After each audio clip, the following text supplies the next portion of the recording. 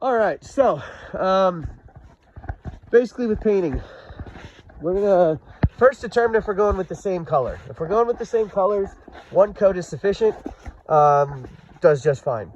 If we're going with a different color, then two coats may be something we want to explore, in which case it gets more expensive. So this quote will be based on one coat of paint, similar color, and then usually what I'll do if we're going a different color is I will quote one coat, and I'll quote two coats, and I'll make you aware that we'll do one, and then we'll see how it looks, and if we need to do two, then we'll go that far.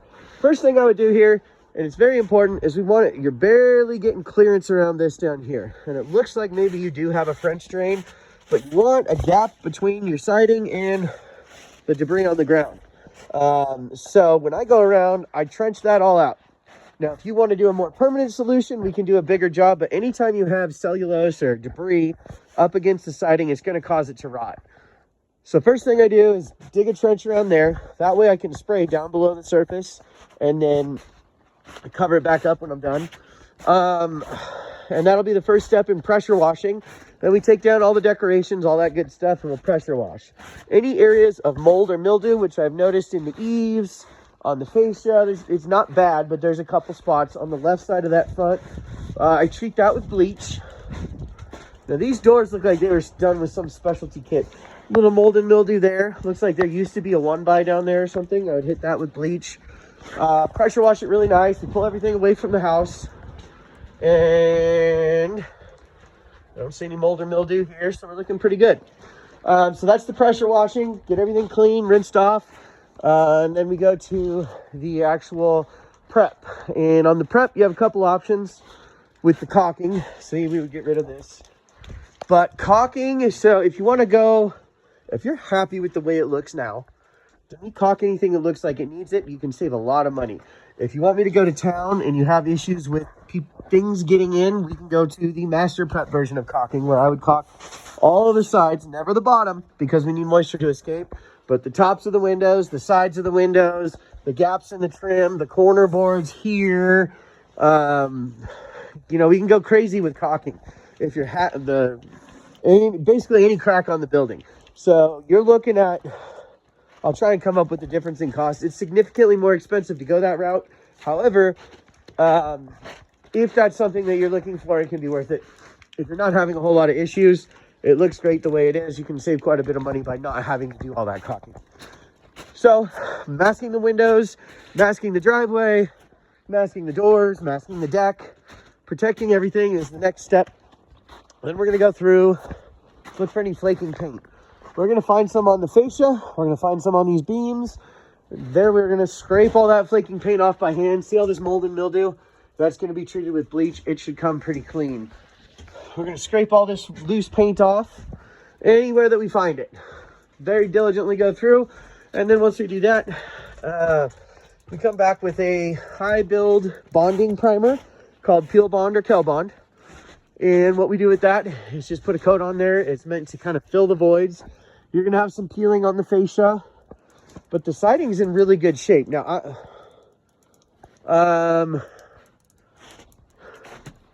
okay, I'll get back to that. I got sidetracked, sorry, by this siding.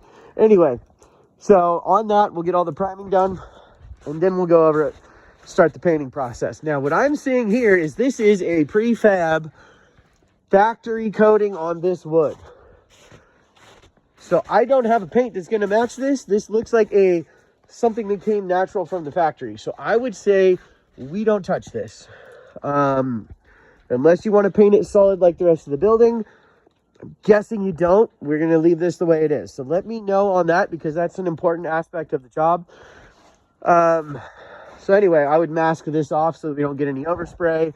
We would have to do the eaves, however. So that makes things, I'd probably mask and spray, but you know, anyway, that ends up being something that we can address later. But the eaves need to be done, and the trim, and this section would be it. So then we go into spraying. I back roll everything. So what we do is we spray everything. We take a roller behind it. We roll in all the nooks and crannies to push the paint in wherever it is. We get the body color on. Now things like this, if I see it, this is right in front of the front door, I'd probably caulk that no matter what. try and clean it up. You know, we want the curb appeal when you come in. We don't want things like that sticking out. So I would be looking for anything like that. Now what I'm noticing on some of it is the bigger trim is wrapped all the way around the sides, whereas the little trim is not. Here's an example. So that is trim color on the face, body color on the side, and all downstairs and all this stuff is trim color wrapped all the way around. This is how I usually do it. This is what I would quote the whole house for. If you want to go this route, it is cheaper, but I think it looks better to do it this way all the way around. So anyway, that's what I'd be quoting for, is to wrap all your trim. And then let me know on the caulking, because that does make a big difference. Now, if I don't do the caulking of all the sides, I would still do these joints. I like to make it look as clean as possible. So there is that. I don't see anything needed on the deck. And then I would keep the same color schemes unless you tell me different, where the posts and everything are a different color. I might recommend doing this in the same color as the beam. I think it might look better, but that's up to you guys. Now let's go over here and see what we got.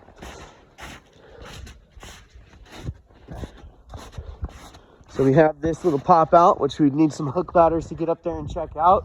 That would also probably be another place to really investigate for critters getting in, is in the upper part of that. That's a good spot for them to get in. I do see, there's not a whole lot of gap in there, but once I'm up there, it's a good time to investigate. And what I do is usually I'll have my quote, and then when I'm up there, I'll take a video. We'll kind of look at things, see if it's worth addressing or not, and we'll go from there. See how all these windows on this side are wrapped around the side, and then you've got this one halfway up that isn't. I like to do it all one way or the other. Now it looks to me like new windows were installed with different trim, and those people wrapped the trim, and these were old and existing, and that's why it is the way it is. That's what I'm guessing. So I would pick one method and go with it. Yeah, so the rest of this is all pretty simple. Spray in the body color, and it would depend on if we're changing colors and whatnot, but we do 2 coats on all the trim and 1 coat on all the body, back rolling and back brushing everything, taking care of mold and mildew, and investigating for any dry rot and things like that along the way. So that's pretty much the entire process. Let me know if you guys have any questions, and I'll go ahead and shoot you the first video in the quote.